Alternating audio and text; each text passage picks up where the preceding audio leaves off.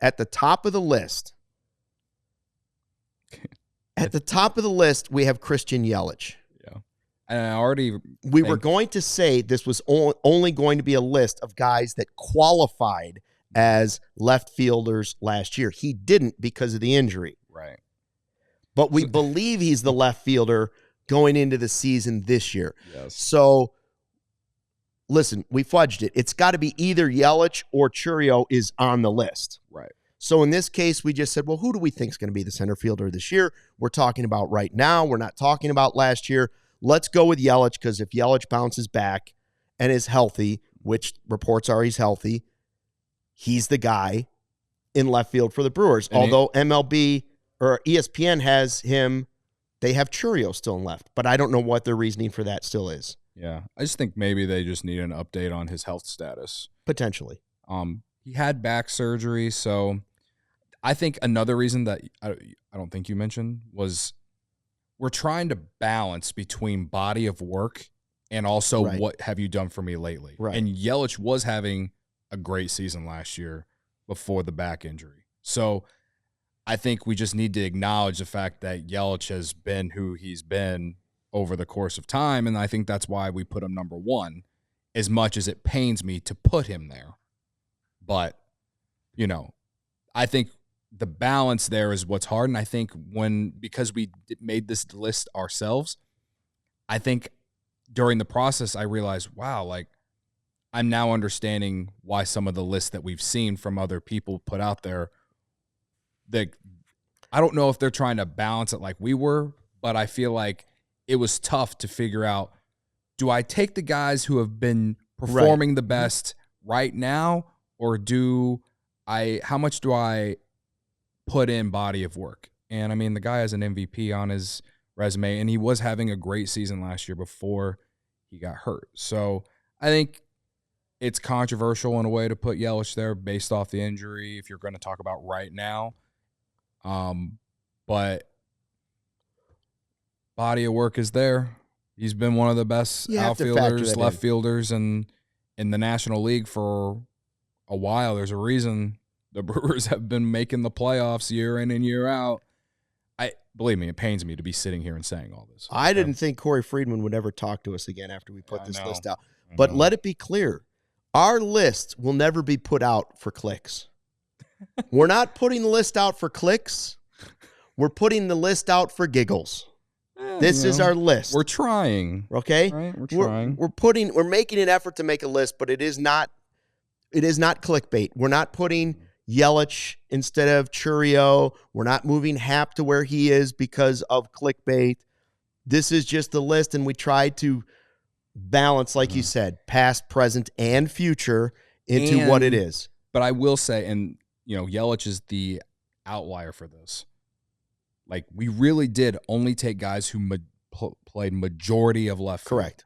These are the guys who were qualified to play in left field in 2024, outside of Yelich. Right. So would Schwarber be on my list? Yes, but you said no.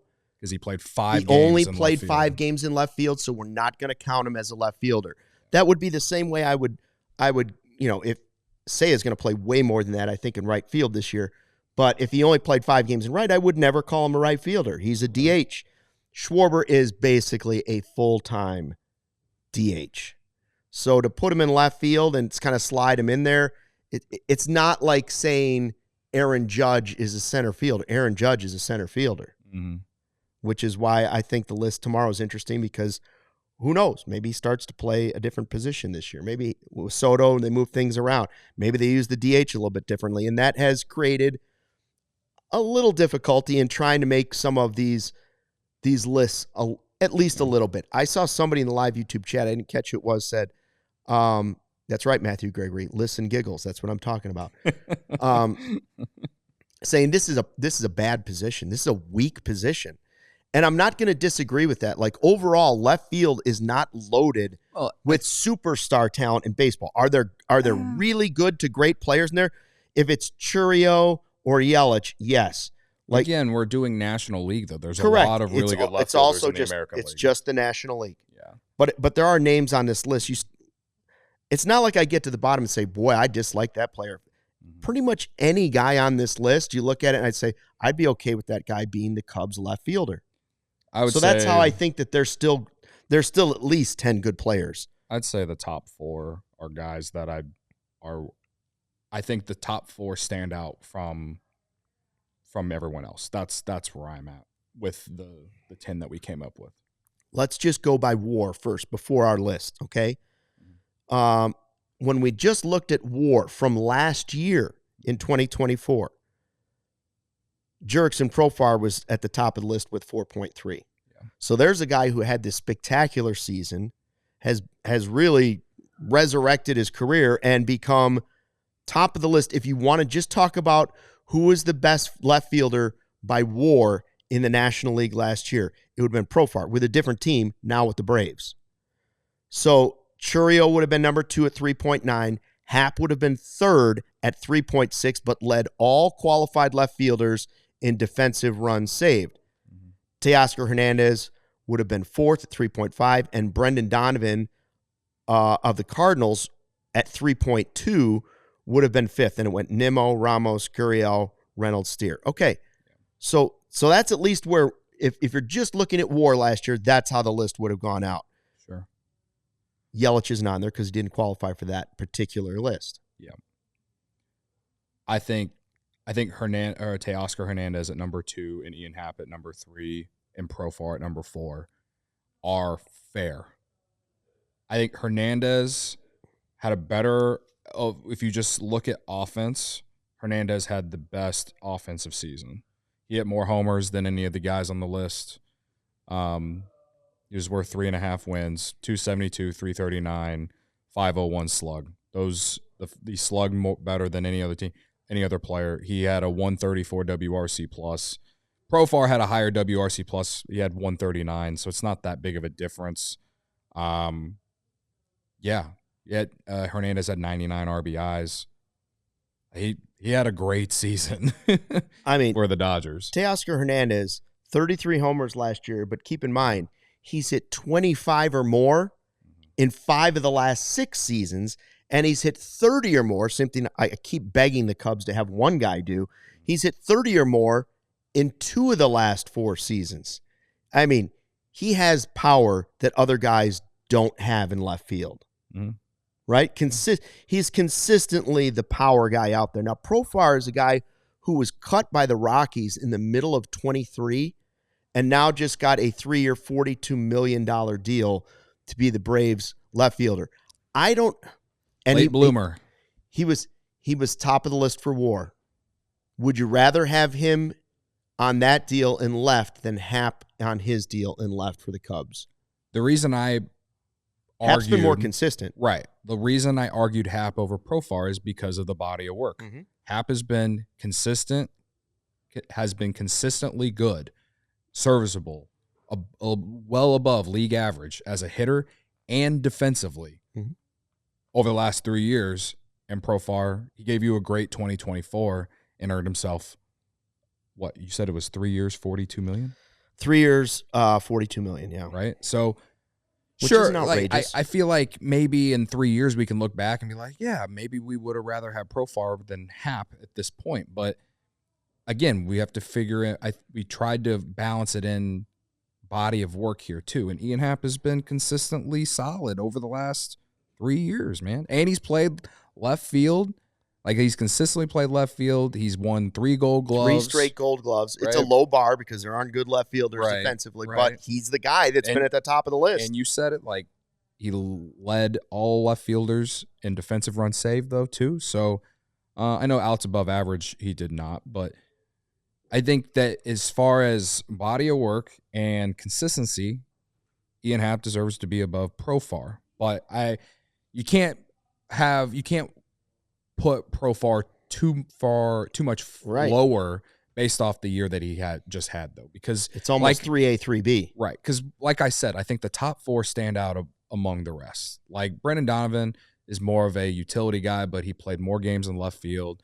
Brandon Nimmo, like, I was surprised when I looked at his season-ending numbers because, like, when people talk about Brandon Nimmo, I feel like there's more I don't know, support for him And then I looked at the numbers. I'm like, wow, like he needs to be lower. And so that's how he landed at 6 for me. And yeah, I think the last 3 or the last 4 after that, Reynolds, Gurriel, Ramos, and Steer, like they're not that far apart in my opinion. Brian Reynolds has been good for a long time. Good hitter, yeah. Good hitter. And Gurriel didn't have a good season last year, but he can provide you some of that power too. Like I said, I like him. I wouldn't mind him being the Cubs left fielder if you were just simply flopping one guy in and flopping the other guy out. Nimmo was, I don't know what his numbers were in the postseason, but watching the postseason, it sure felt like he was productive. Yeah. Let me just read you Nimmo's slash line. And then you'll be like, I think you'd be surprised, right? Okay, yeah, read it to me. Brandon Nimmo's slash line last year, 224, 327, a 399 slug, a 109 WRC plus. Hit 23 homers, and he driven 90 runs. But I'm like, how did he do? Happ. Well, yeah, I mean, like his career batting average before 2019 was around like 280, and now he completely fell off like 60 points. It was around 224. Like he totally regressed. Still like a 2-WAR season. Yeah. So I mean, like I think there's a possibility that Nimmo bounces back. I mean, the one guy that I just want to talk about a little bit more is Yelich. Looking at him, seems like he's going to be a DH, not even a left fielder in 2025. I don't know if it's just because of the scars this man has caused Cubs fans that you're just respecting him. But I would probably put him 4th. I would probably slide up everyone else up 1, Teoscar up 1, Happ 1, Profar 1, and then put Yelich 4th. We didn't know what to do with Yelich because he was the one guy that didn't qualify based on last year as a left fielder. But if he's healthy, and that maybe that is a big if, there's a really good chance he's the left fielder for the Brewers, and they take Churio and put him in center or Mitchell and right, however that mix goes with 3 outfielders. That gives them a good outfield. Listen, Yelich was pretty good. There aren't a ton of guys on this list where a team goes into a series and says, we just can't let so-and-so beat us, the left fielder, for instance. Sometimes you play the Brewers and you would say, you don't want Yelich to beat you in this game. I'll give him that. And Hernandez might be that guy, but he's not necessarily that guy on the Dodgers, right? Mm-hmm. That's because he's on a team full of stars. He's on a team full of stars. And somebody in the chat, I think it's Matt, was talking about, listen, he's a good player. He's a B-plus player. Talking about Ian Happ. He's not a star. I've never been one to say Ian Happ is a star, but he's on the list of very, very good baseball players. Yeah. Good to very good. And that's what we said the Cubs have had. They haven't had Kyle Tucker, the star. They've had some good to very good to nice guys, all mixed in there. Happ's pretty high on that list of the very good ones, though, for the Cubs. I think, if anything, all this list does is justify the value that Ian Happ has brought to the Cubs. If you just look at teams in the National League, who the Cubs are playing, I know the Cubs are playing every team in baseball now with how the schedule has changed, but, I also think that he's underappreciated at the same time. So I'm not here saying he's a star either. He's definitely a really good player. Yeah, though. B-plus is a good grade for him. Yeah. It is. But now we're on our list, we've got him as top 3 outfielder in the National League. That's at least a B. Yeah. If he's one of the 3 best in his league at that position, and even if he's not, even if you want to make a different list, I don't know how you could put him below 5. Right. Or 4.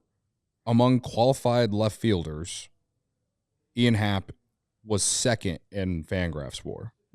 Outside, they had Churio. They had Churio at 3.9. But again, like we said, didn't know if he's going to play left field next season. So, but if you just look at last year's numbers, Ian Happ was the third most valuable left fielder in the National League. And if you take Churio out because you think he's going to play right field next season, then he was the 2nd. But I mean, he's right there in value and everything in terms of with Teoscar Hernandez and some of these other guys. So I think offensively he's not as good as Teoscar Hernandez, but I think maybe as an overall player you can make an argument for him. So it just depends on what do you value more. We all silly like the mayor.